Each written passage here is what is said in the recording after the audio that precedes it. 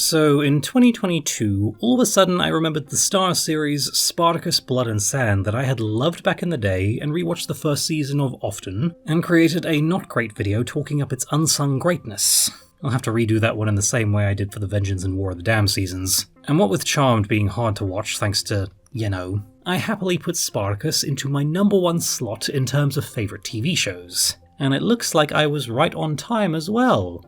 You have been granted the greatest of honor, to at last grace the sands of the arena! Only about a year later, Stephen DeKnight announced that the Spartacus universe would be coming back with a unique concept for a revival, House of Ashur, following Nikki Taraby's character, who met his somewhat premature end in the finale of the Vengeance season, shown a what-if scenario had he survived the Third Servile War and become the Lanista of the Ludus formerly owned by Gladiators. Now, I was hyped, to the point that my friend Sarah and I filmed a couple of remote scenes. Would that it had made difference?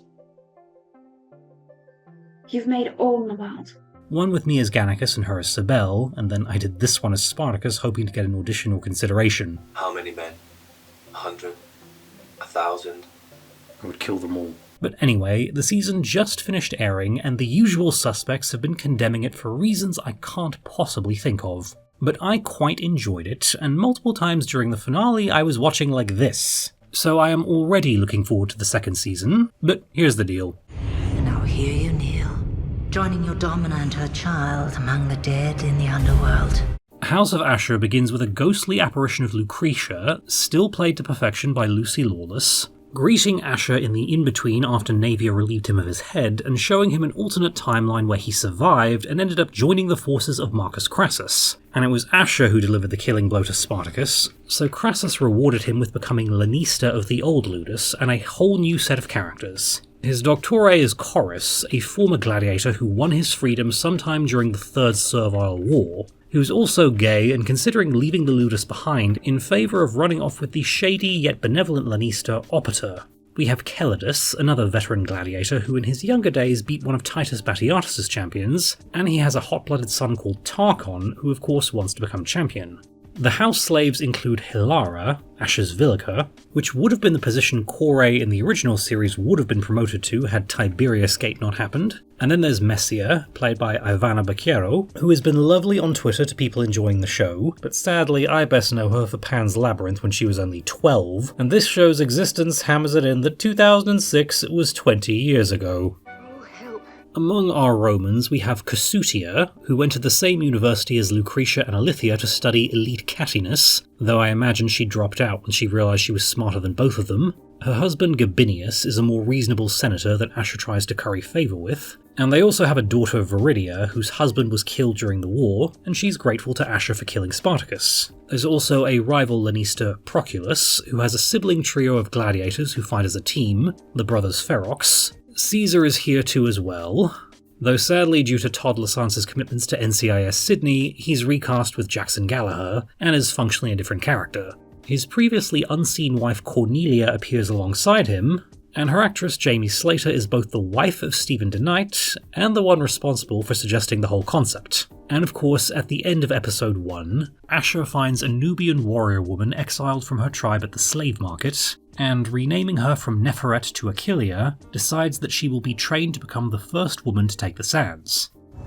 Perhaps Idolog stands more formidable opponent. And yeah, let's not beat around the bush, because from the second we got a look at what the series might be, Achilia was the main source of contention because she was A, a female gladiator, B, a black woman, and C, a lot of people decided that she was also a lesbian to create a triple threat of wokeness gone mad, and thus the screaming began.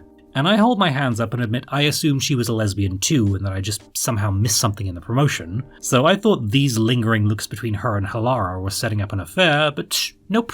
She's had passionate love scenes with 2 men so far, so until she meets Lucy Lawless in the afterlife, the gays do not have dibs. Though considering the franchise, it's safe to assume everyone in the Spartacus universe is bi. Can someone who knows better confirm that #such good friends don't end up wrestling naked on the floor? Anyway, the bad faith criticism towards Achillia's presence in the story boils down to A, historical inaccuracy, B, forced diversity, and C, something girl boss Mary Sue. So starting with A, gladiatresses, or female gladiators, were a thing.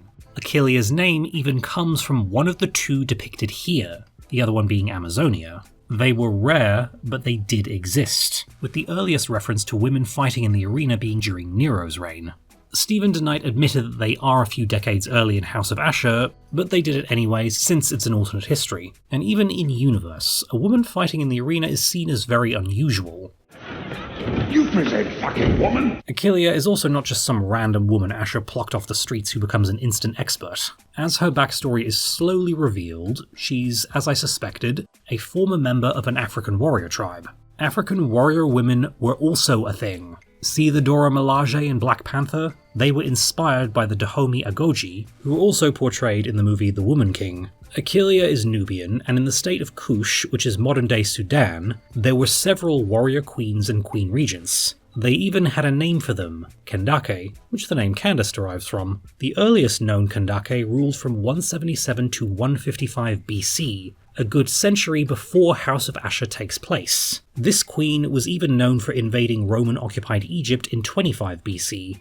The Romans enslaved people from all around Europe, Asia, and Africa, so a female slave from an African warrior tribe is well within the realms of plausibility, especially since Achilia reveals that she was exiled into slavery after accidentally killing the young princess.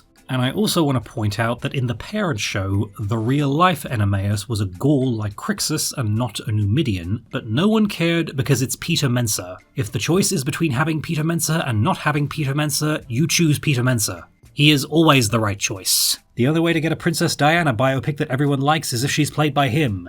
This is the way. And moving into criticism B, that it's forcing diversity to portray the spirit of the original show, here's one of Lucretia's lines from the second episode. Proper is a word forged by men who would seek to enslave us with it. The Spartacus series leaned into the sexism of ancient Rome, not in a heavy-handed way, but it was definitely explored, not to mention the whole anti-slavery message. There were also plenty of non-white characters besides Enemeus, including Ashur, who this new series is about. And Ashur was killed by a brown woman who took up the sword and learned how to fight. There were 3 action girls in the main cast, and even civilians who got their hands dirty. Aurelia brutally stabbed Numerius repeatedly as revenge for ordering her husband's death. Lyta impaled Heraclio through the throat with a poker he used to brand her. Kore knifed her rapist in the back. Aurelia did that too, albeit off screen. I cut him. Deep and low. He will never force himself on a woman again. Hell, even Ilithia killed Sepia and gave Lycinia a concrete facial, which was kind of an important plot point in Blood and Sand. Cybele, bless her heart, she tried. And according to Stephen DeKnight, they had thought about including the Gladiatresses in the parent show, but didn't because it was too early in the historical timeline.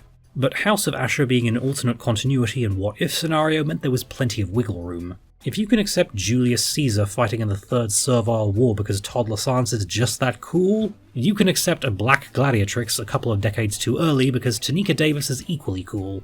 Then there's the folks who simply think that a woman can't fight men at all, and that it stretches believability if she doesn't have superpowers, or that a woman going against men in what's essentially a competitive sport is implausible.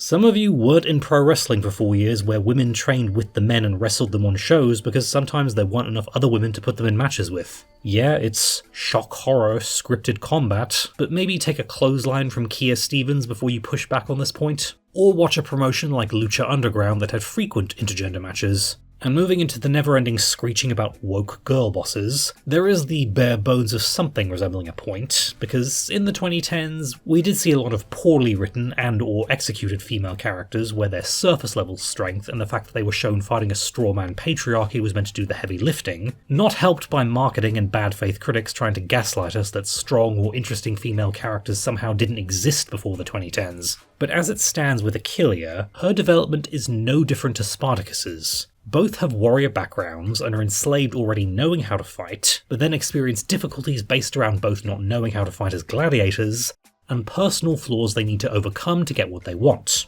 Spartacus as a natural rebel has to learn to be more compliant and play the system to achieve success in the arena so he can be reunited with his wife. Achilia's personal flaw is that she doesn't have the upper body strength to fight with a sword and shield, and expect to hold her own against seasoned gladiators, and her build and technique makes her better suited to the spear, which as it turns out is the weapon she knows how to use, but she doesn't want to because fighting with a spear is what led to the princess's death and her being condemned to slavery. It's effective enough as a backstory, and makes sense as something internal she needs to overcome. Plus, being a good idea from a writing POV, fighting with the spear is what will allow her to succeed, so moving past her trauma will further her goals. Character Development 101. People also complained that she became champion too fast when Spartacus achieved the same in only the 5th episode of Blood and Sand. And that's not to criticise Spartacus's development, which I think was perfectly done, just showing that Achilia isn't being treated differently than anyone else. There are actually people complaining that she didn't come out on top fast enough, since in the match that makes her champion, she suffers a gnarly hand injury that keeps her out of the arena until the finale. But again, it's important to remember that Blood and Sand was covering more time. The season spans about 2 years, and Spartacus becoming champion is only half the story. House of Ashur is unfolding slower and taking its time, because it doesn't have to end with the slaves rebelling and starting a war. I think we've become so used to these shallow girl boss stories that it feels unfamiliar to see a female character first have to fight for her success, then suffer a setback, have to fight even harder and properly work for her victory, since even Mulan has already become an unquestioned badass by her movie's midpoint. Not to slate stories that let the action girl achieve her success midway through, or already be a badass when they begin, just pointing out what House of Ashur is trying to do. And even I was surprised at the first few episodes in how Achilia is treated by her fellow gladiators, because the standard has become for a girl boss to encounter the most one-dimensional straw misogynists who exist solely to be easily defeated and make the audience go, "Slay Queen," and signal that this is not the dreaded problematic, and therefore angry feminists with a platform won't call for it to be banned. Achillia's story reminds me a lot of G.I. Jane, which for years was the most famous example of the woman in a man's world girl power stories for anything action related. I'm just not interested in being some poster girl for women's rights. G.I. Jane is cleverer than most of the rest, inaccurate portrayal of the military aside. Jordan is fully aware that she's not wanted among the Brotherhood of the unit, and her goal is career advancement, so she sets her mind to being treated the same as everyone else and proving herself, calling out the benevolent sexism that's just making her comrades resent her presence even more, and demanding that people don't go easy on her. It's seriously one of the smartest female empowerment stories ever written. Just treat me the same, no better, no worse. You're gonna get everything you want, O'Neill. Let's just see if you want what you're gonna get. Hoo-yah, sir. Achilia likewise fully knows that her presence is an affront to these men who have been conditioned to believe that what they're doing is honourable and makes them better than common slaves, so the very idea of a woman being among their ranks is the most dishonourable thing to them, especially if they believe she hasn't earned it, so she's going to earn it and find a new purpose in this life. She's not submissive by any means, but she also doesn't get melodramatic Oscar-baity speeches into the void about sexism, expecting Tarkon or whoever to immediately fall on their sword and grovel because she called them problematic. It doesn't go too far in the other direction either, as although I tensed up at the end of episode 2 when a gladiator attempts to drunkenly rape her, in true Spartacus fashion it was in service of something else. 9 times out of 10, if something horrible happens in this universe, there's a justifiable in-story reason for it, as opposed to being thrown in for shock value. Do you know what you have done? I have balanced fucking scale. If being champion doesn't work out for her, she has a bright future as a urologist. She also doesn't wallow in her victimhood, and is actually dedicated to moving past it, with the backstory being revealed in brief flashbacks, and by the time she gets round to telling us everything in the penultimate episode, it's with the air of, yeah, that was a thing that happened. She also falls in love, and has human wants and needs, and emotions besides strength, so in short, a 3-dimensional character, just as we've come to expect from the Spartacus universe. I never dreamt nor desired to find myself in such a position. I just knew Achilia would be my favourite as soon as we got more promotional materials about the series, and Tanika Davis's performance is great. I knew nothing of her beforehand, and you can imagine the shame I feel after watching a full season of her in action. He has proven worthy opponent, Consul. As was his father. The Spartacus franchise makes a habit of putting an unknown actor front and centre, giving one of the best performances of their career, and also showcasing a familiar performer in a new light. But now onto the actual series format. House of Ashur leans into the strengths of what made the original so beloved.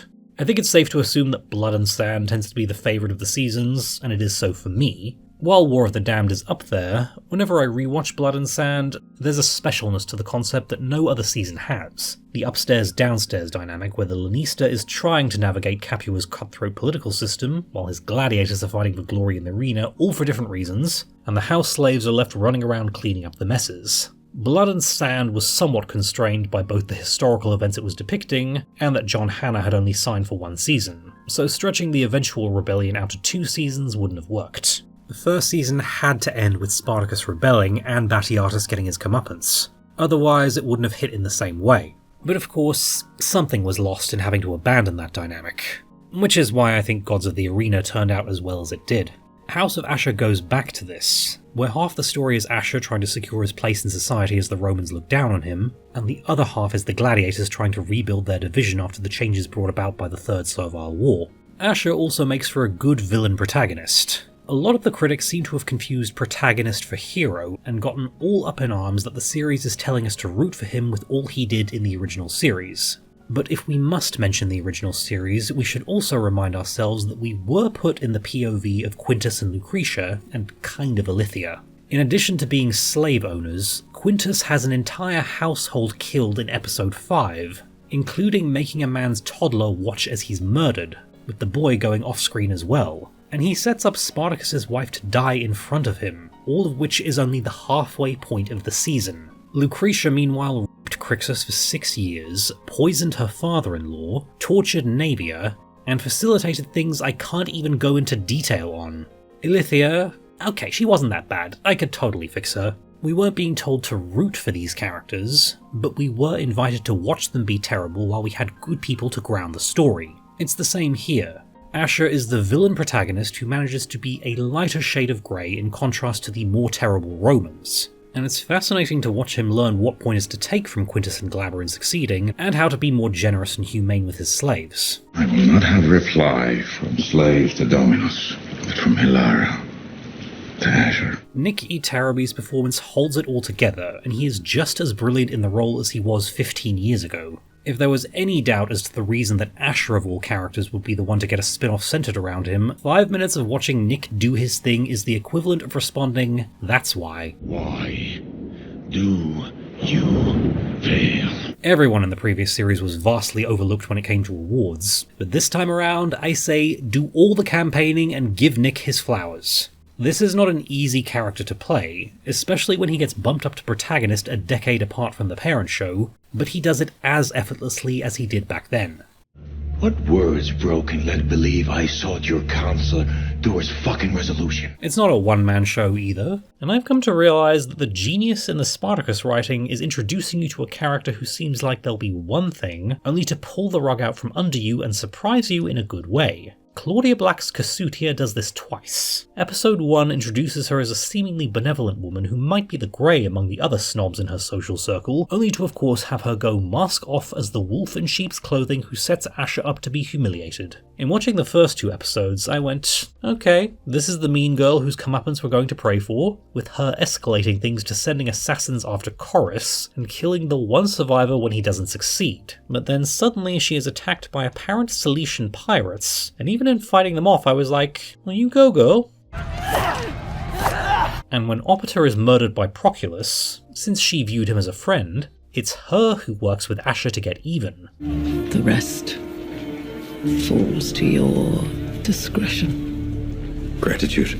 And you're firmly on her side by the finale, when her household ends up under the thumb of her oppressive brother-in-law. Claudia Black was a fan of the original show, and even tweeted Stephen Knight about a part when House of Ashur was announced, and he wrote Cassutia for her. She's been great for the whole season, with the same gift that Lucy Lawless and Viva Bianca brought to the original, where you can hate their characters' guts, respect them for their ruthlessness, and even find yourself rooting for them, all sometimes within the same 5 minutes. The character hasn't really had her moment yet, but this is only the first chapter of a new series, so a second season is sure to bring even more. We stray from point. Another unexpected wildcard is her daughter Veridia, who's set up as the token good Roman among the schemers and backstabbers, somewhat like Lyta from War of the Damned, and forward-thinking enough to be like, yay, girl power when she sees Achilia in the arena,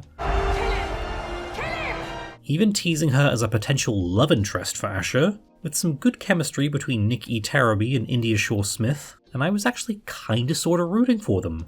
But Veridia comes across to me as what happens to an ingenue when she's seen too much of the ugliness in the world. And India Shaw Smith brings a haunting, almost Ophelia quality to her, so that you have a feeling it won't simply be Roman law that keeps them apart. Rome is forever in your debt.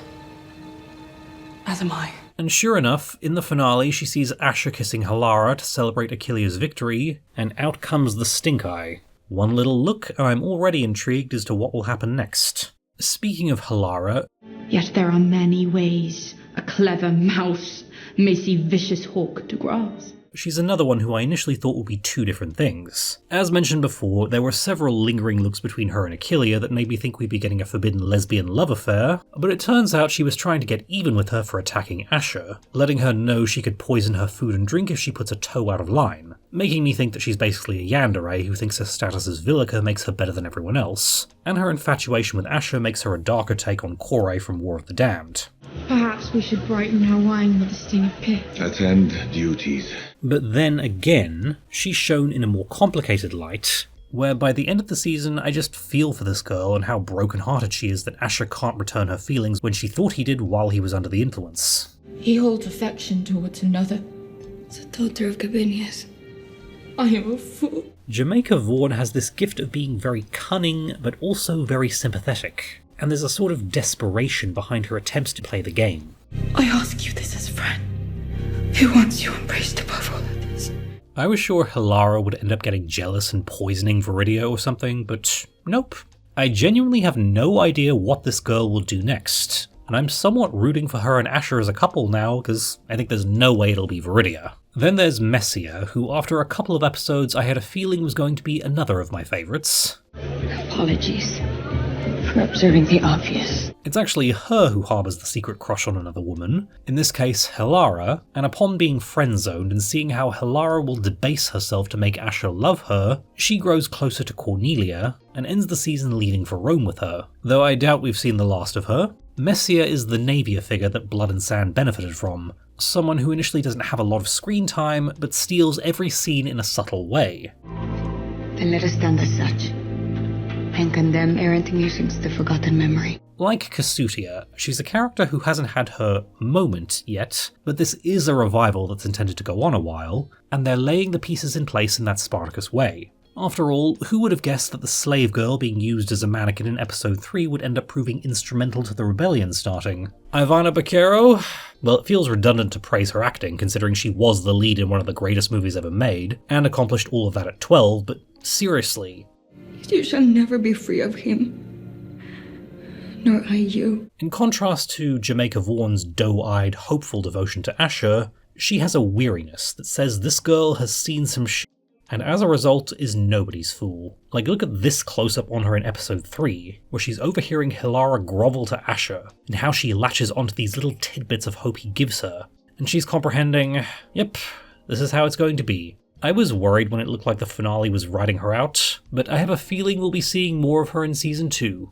Among the Gladiators, what you see is what you get. Tarchon I'm undecided on, though I do appreciate that he's considerably more than just Achillia's rival, because there's a subplot involving him having a thing for a girl, and rather than just wanting to be championed for its own sake, he hopes that he can buy freedom for both of them, to presumably join Agron and Nasir on their goat farm, the two even conspiring the death of a Roman client who assaulted her, and then after his father dies in the arena, he loses interest in her and pursues Achilia instead. I am intrigued.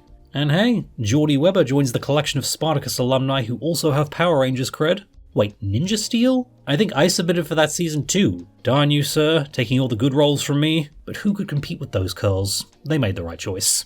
Gratitude. Chorus, well, what else do I need to say? This series got Graham McTavish to play a man who trains gladiators. That is the absolute best use of your Graham McTavish. Spare life, I beg you! I'm not in a forgiven mood. Another one who went in a direction I did not expect, and the world of the series is enhanced considerably by his presence. Reclaim errant children, lest they fall to ill-gotten fate. The brothers Ferox. Oh boy, how fantastic are these guys? I am going to fuck you this night, little man. And I shall let you! Lee Gill is an absolute riot, and in true Spartacus tradition, I went from praying for this guy's comeuppance to being grateful he was sticking around. And look at that, the same year the Snow White remake had these CGI men.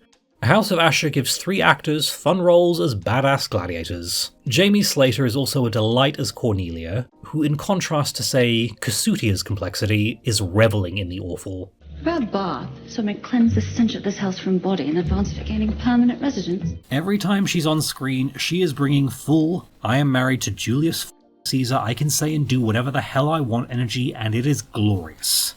Apologies for loathsome state of the Syrian's villa. I won't say she understood the assignment because, well, the series was her idea. She created the assignment and set the example to follow. And with regards to the storytelling, some of the complaints I'm seeing are saying that they think it's good, but it doesn't have the highest highs that the original did. Your heart doesn't feel as wrenched when these characters die, and that's mistaking the intent of both series. The original was telling a story of why a slave decided to rebel and risk everything, and how he met his downfall. Blood and Sand had to be structured like a Shakespearean tragedy, building heartbreaking plot twists on top of each other so that the finale could be the cathartic payoff that had to happen. Spartacus had to find his wife dying the moment he thought she would be returned to him, and later find out that the death was ordered by the master he trusted. He had to be the victim of by fraud with the wife of the man who took everything from him solely because the idiot who ordered it couldn't stand her ego being bruised. He had to be ordered to kill his best friend when he'd been led to believe they'd be safe because someone else just wanted to hurt him and Quintus and Lucretia. Because all of this was in service of hammering it in how awful slavery was, and the option was rebel now and take your chances with the forces of Rome, or just experience even more tragedy until there's no point in living anymore. We've been so saturated in peak TV, where everything is a miniseries that has to be the next big thing, and build into a crescendo, that we've forgotten that not every series has to be like that. Stephen DeKnight got his start writing for Buffy, which let's not forget was very much a procedural like Charmed, and even though there were story arcs, some of the episodes were literally just about letting us experience the world and spending time with the characters. Some of my favourite Buffy and Charmed episodes are standalone ones that give the actors good material to explore their characters, and see a little more of this universe to build the connection that properly bonds you with the characters and the setting. Don't forget, Blood and Sand had 13 episodes to tell its story, while House of Ashur only has 10. And Stephen DeKnight has been posting a lot about how he'd like a return to 13-episode seasons to provide a more sustainable schedule for the cast and crew, and give a little more time with the show's universe. And that's not to say House of Ashur didn't deliver with its storytelling. In addition to the characterization, one of the franchise's strengths is to bait you with what you think the twist will be, and then steer you in completely another direction. And House of Ashur is no different. Take the first episode. We have a Spartacus-esque gladiator who anticipates rising through the ranks and killing Ashur to get his freedom, and he's the one chosen to fight in the arena when you think Cassutia is taking pity on them, but then his opponents are the brothers Ferox, revealing Cassutia's hand, and somewhat evoking a scene in Gods of the Arena where Gannicus is suddenly made to fight blindfolded, and manages to win against all odds. The scene baits you thinking this guy might win, because the franchise loves its underdog stories, but nope, he loses and gets killed. Similar is episode 8, where Achilia is to fight one of Proculus's gladiators, and has to be replaced by Celidus when she gets into a fight with Tarchon and re-injures her hand. The mystery opponent turns out to be another gladiatrix he has been training in secret. A swerve I did not see coming, even though I could guess that the extra focus on Celidus that episode meant his days were probably numbered. I had a feeling he would die in his match, but the true twist was in who his opponent was. I've said before that unexpected twists and swerves you don't see coming aren't better by default, but there are plenty of times they do work, and this is one of them. And the penultimate episode has another, where Ashur is ordered by Caesar and Cornelia to murder Veridia's father so as to sabotage plans for her to marry Pompey. We're led to believe that something shady is happening, especially when Pompey requests Achilia for a private viewing, and Hilara has Messia steal opium from Cornelia to slip into his drink, and Pompey then decides he won't, so as to honour the marriage he just arranged. But twist number 1 is that the opium was to set him up so that Gabinius could walk in on it and be so disgusted that he calls the marriage off, meaning Caesar and Cornelia get what they want with no murder needed, and possibly freeing up Veridia to marry Ashur. But then twist number 2 is that a drunk Pompey pulls a sword on Gabinius and fatally wounds him, with the closing moments of the episode being Gabinius cursing Ashur for everything. Mere minutes after he'd affirmed them as friends, or at least allies, the reason Ashur didn't want to murder him in the first place.